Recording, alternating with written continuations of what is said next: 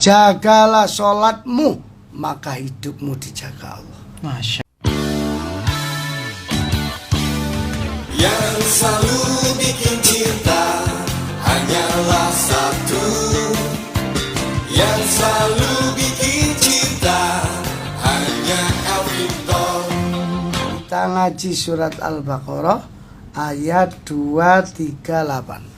Surat Al-Baqarah ayat 238. 238. A'udzu billahi minasyaitonir rajim. Bismillahirrahmanirrahim. Hafizu 'alas shalawati wassalatil wusta wa qumu lillahi qanitin. Shadaqallah. Ayat ini asbabun nuzulnya, sebab turunnya dulu sahabat-sahabat Nabi itu pernah ada yang males sholat asar. Karena satu, alasan capek, baru pulang dari pasar. Dua, panas-panasnya cuaca. Masya Allah. Sehingga orang-orang waktu itu sahabat Nabi sebagian tapi itu males sholat asar jamaah. Sehingga pernah Rasul itu ngimami sholat asar itu hanya beberapa orang aja. Masya Allah. Rasulullah sedih. Iya. Gimana sahabat saya ini kok males sholat. Akhirnya turun ayat ini. Khafidhu 'alas sholawati, dan peliharalah segala sholat-sholat, wassolatil wusta, terutama sholat asar.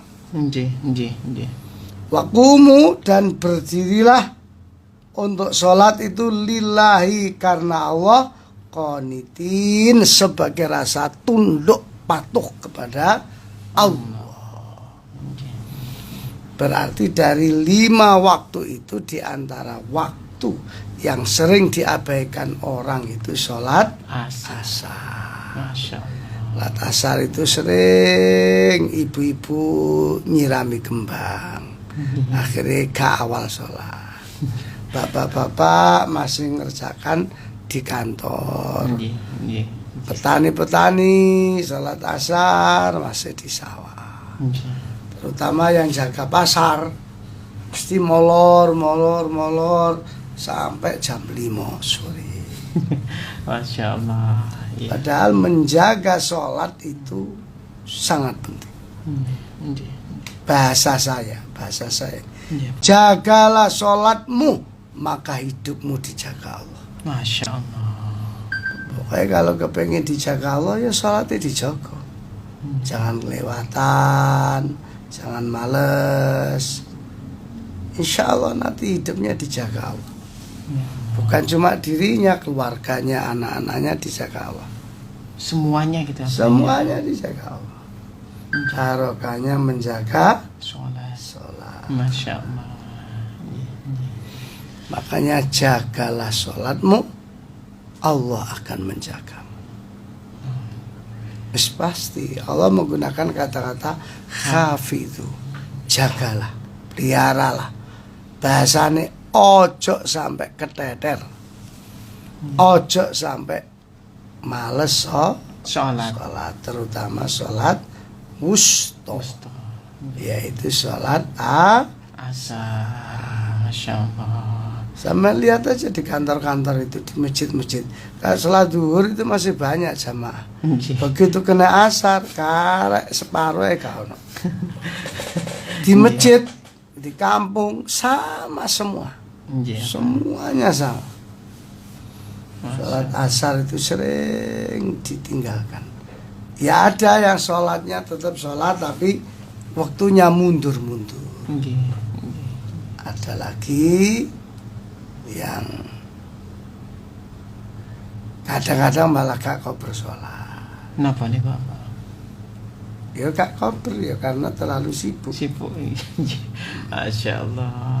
Makanya dulur sampean ojo malas sholat, harus dijaga betul. sholat itu. Masya Allah. Terutama sholat Asar. asar. Nggih, nggih, nggih. Ya. Nggih. Insya Allah kalau kita orang yang rajin menjaga sholat, insya Allah hidup kita, hidup anak-anak kita, keluarga kita akan dijaga Allah. Masya Allah. Nggih. Oke, nanti kita lanjut rehat sebentar. Ya, baik dulur Victor, kita lanjutkan kembali dulur ngaji kita bersama guru kita Bapak Romo Kiai Haji Muhammad Imam Hambali, pengasuh dari Pondok Pesantren Al Jihad Surabaya. Baik, Abah niki dari penjelasan tadi apakah banyak ini ya? Banyak orang-orang yang ruwet hidupnya, tidak bahagia dan banyak masalah. Apakah gara-gara karena meninggalkan sholatnya Betul.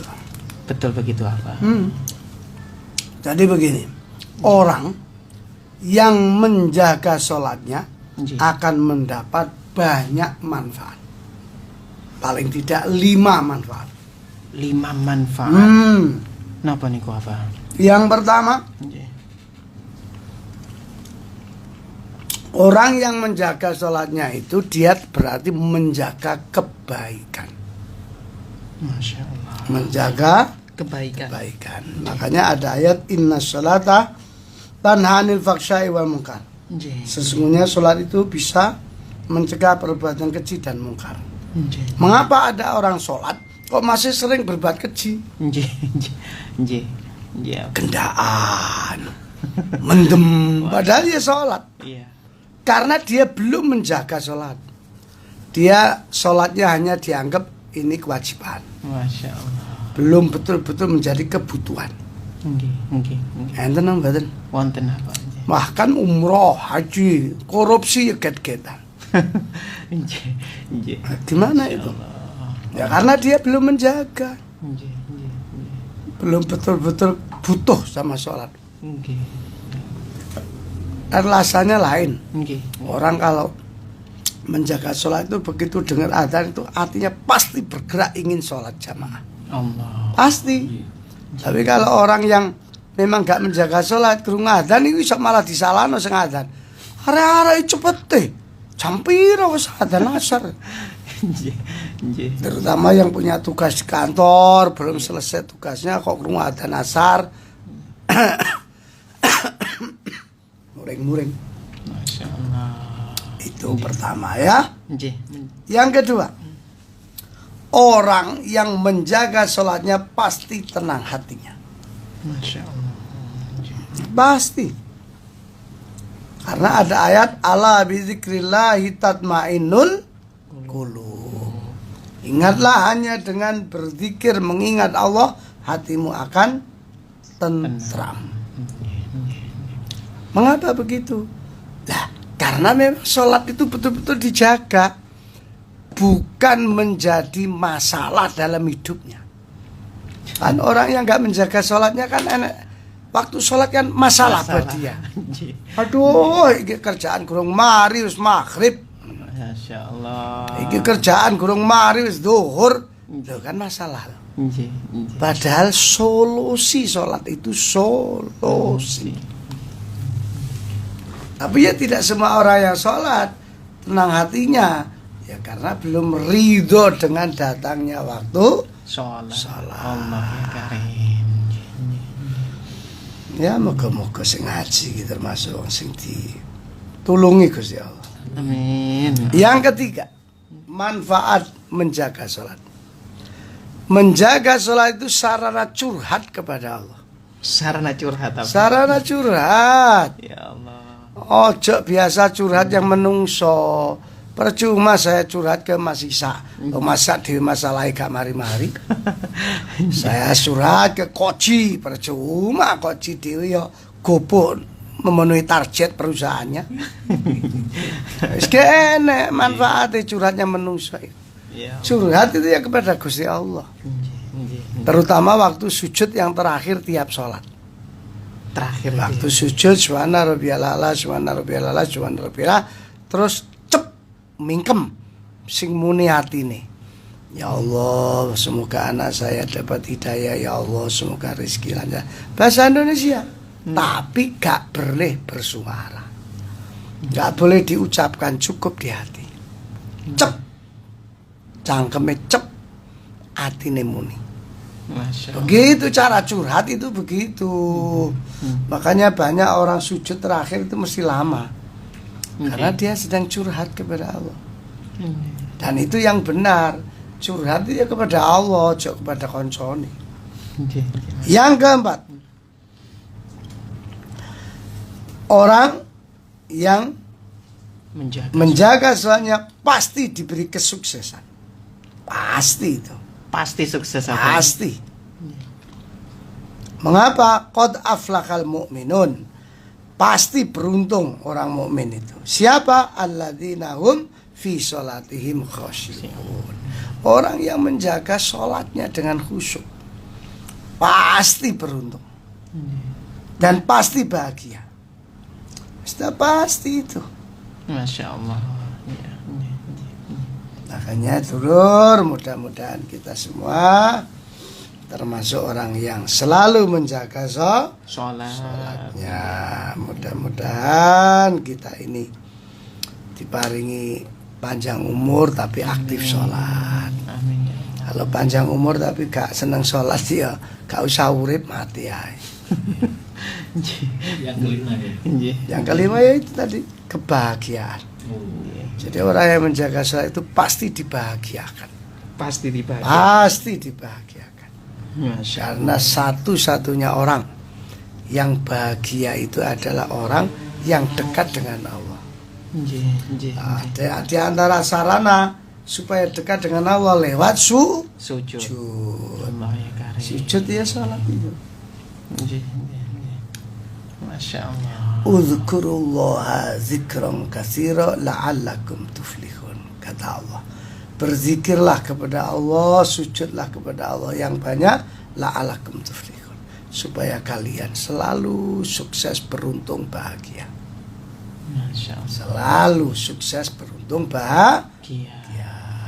Makanya mulai sekarang nuwun sewu, monggo dijaga betul sholatnya. Betul diniatkan kita ini butuh sholat. Sama dengan kita butuh makan, sama dengan kita butuh minum. Mas, semuanya dibutuhkan. Kalau makanan kan untuk fisik, kalau sholat untuk rohani. Masya Allah. Gitu. Saya kira demikian Mas Isa, karena saya mau ke dokter. Ini mulai ngedrop, ini harus suntik. Dan jangan pernah membenci siapapun. Siapa tahu orang yang kita benci besok sudah kita butuhkan. Jangan meremehkan orang. Siapa tahu orang yang kita remehkan ternyata dia kekasihnya Allah. Yang ketiga, jangan putus asa dulur hanya karena masalah. Pancene urip iku nggone masalah. Dinikmati saja. Sapa roh masalah sing teko iku dalane derajat. Supaya untuk derajat makanya diuji banyak masalah oleh Allah. Wassalamualaikum warahmatullahi wabarakatuh. Waalaikumsalam warahmatullahi wabarakatuh.